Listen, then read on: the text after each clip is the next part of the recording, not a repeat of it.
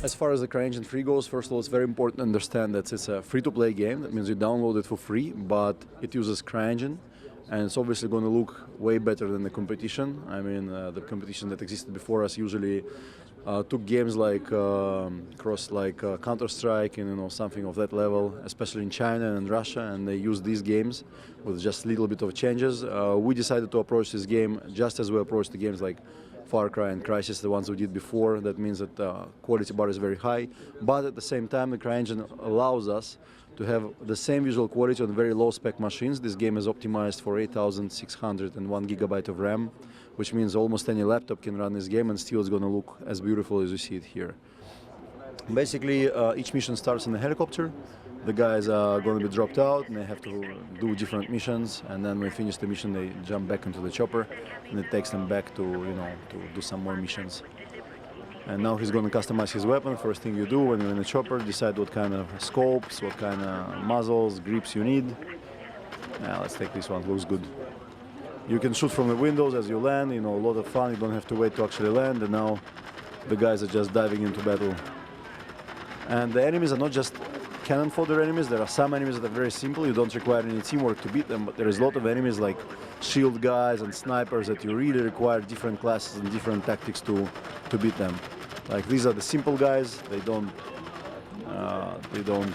present you with too much of a challenge, but as we move along we will see some very evil guys, like this guy for example. You see he got knocked down, he couldn't actually shoot this guy, and now he relies on his teammate to actually help him stand up and continue together. So basically, no matter how good you are, without the support of the teammates and the classes, you're probably not going to be able to finish the mission. And right now the game is live in Russia. In Russia, the hard difficulty is usually finished by only 7% of people. So it's very hard. And people actually like that, they enjoy that kind of challenge. And the good thing about this, about the PvE, that it's a very easy way to learn the game, to master the game without feeling the pressure of being defeated by other players. The guys move usually from checkpoint to checkpoint. If you die, you have a medic has to come over and resurrect you and save you at the last moment. And if he doesn't heal you or doesn't resurrect you, you have to wait till the next checkpoint basically to respawn.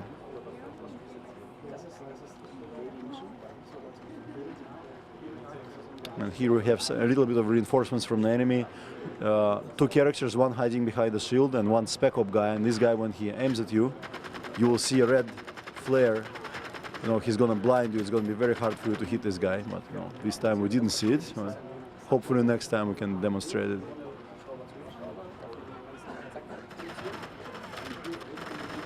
Yeah, you see this guy has selected him as his target, and now for him as an engineer it's very hard to deal with this guy because he's far away and he's extremely powerful. So he better wait for a sniper, and now the sniper took him out.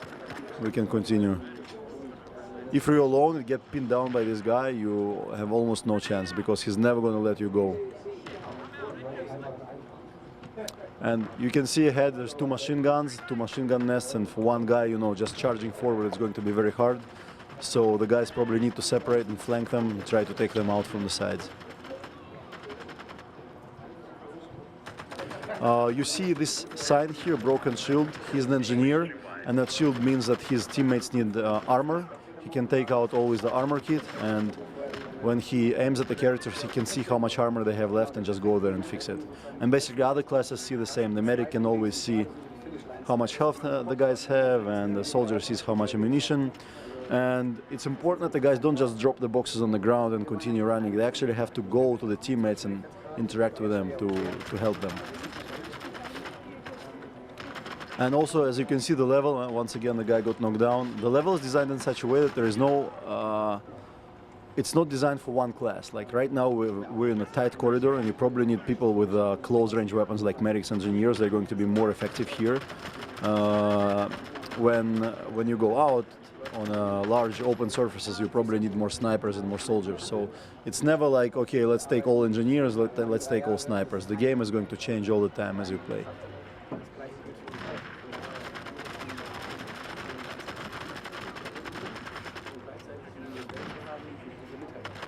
Yeah, once again, the shield guys are very evil.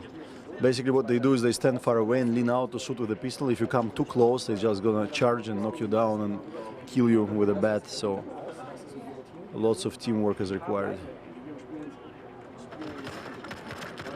Can you customize the pistol? Pistols are also customizable. I mean, not only the primary weapons, but secondary weapons as well. You can put bayonets and silencers and muzzle, different muzzles. Yeah, it's a good one. It's almost like a sniper rifle now. But now this guy's hiding behind the shield. Somebody needs to throw a grenade there, so let's see what happens. Almost. Yeah. Wait for the medic. Hold on, let's see if the medic comes. Come on, come on, come on, come on, come on, come on, come on. No, don't risk it. Resurrect it. We're gonna cheat now a little bit because we want to see how the game is. Now you can already see that the shield is broken, so he can fix the armor. What happens is when you run 30%, it happens automatically, but you can always call an engineer and a soldier if you want to by pressing F1, F2, etc. Don't show the bugs. Look away.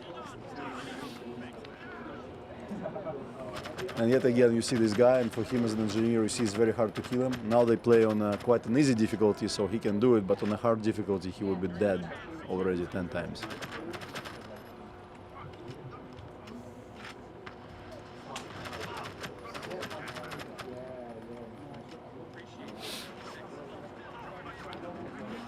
He's not really fulfilling his duty as an engineer. You can see everybody runs around with broken shields, so it's going to take them about like 2-3 bullets to die, so you know, armor is very important. And this guy just died. Let's see if the medic actually saves him. Does our medic do anything?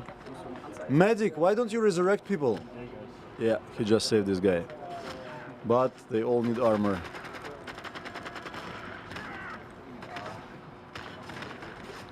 Yeah, let's see if the medic saves it. No, just resurrect yourself. Yeah, otherwise. So as you can see, I mean, these are quite experienced people, but they would have been dead if they didn't cheat. Medic is coming to the rescue. Come on, let's see what happens. And another machine gun nest.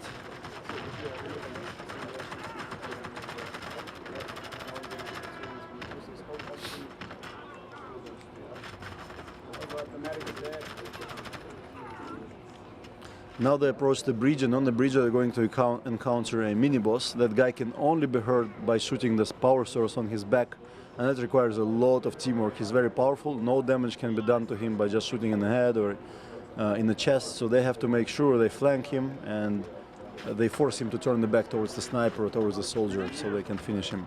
And actually, medics can finish him with a defibrillator. They can hit him anywhere, but they need to make sure he has a little health left when they come over. Otherwise, just gonna kill them. Can you show the co-op move? I'm gonna show you something cool. Go to the left side, left. And there is a co-op move you can do to flank this guy easier, because if you just continue going like this, he's gonna kill you. And we have this little place where guys can just climb together and come out behind his back. Yeah, that's the guy. So the objective is to force him to turn the back, yes, and attack the glowing target. It's going to take them some time. It's going to take a couple of minutes to actually finish this guy. And he's reloading from time to time, so they have to use the opportunity to actually deal a lot of damage.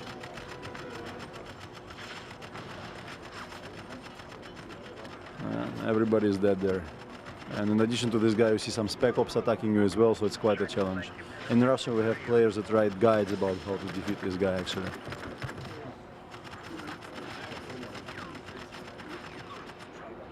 Now you can imagine on hard what happens when he has like 10 times more damage and you basically get 2 shots and you're finished.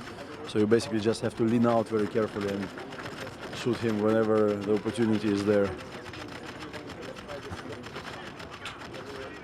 Okay, just having fun now. Medic, just kill this guy. Come on, let's move on.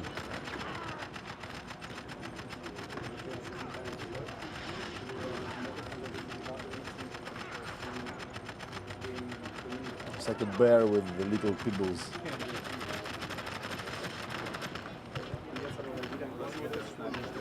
Yeah, it's not easy. You know, when the team is really trained, that's the whole point. You need to communicate. If people don't talk to each other and they all rush in and they don't stay at the right places, I mean, they have to. The ideal situation is that he's exactly in between you.